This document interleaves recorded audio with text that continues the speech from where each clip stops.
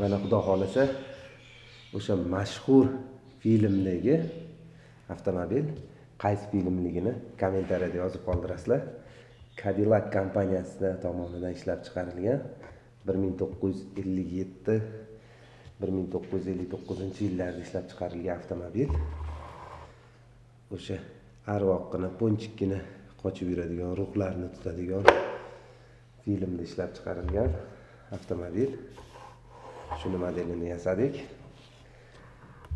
O'xshagan bo'lsa, like bosib, shunaqa modellarga qiziqadigan do'stlaringizga yuborib qo'yasizlar. Ana salonni yaqinroq olamiz.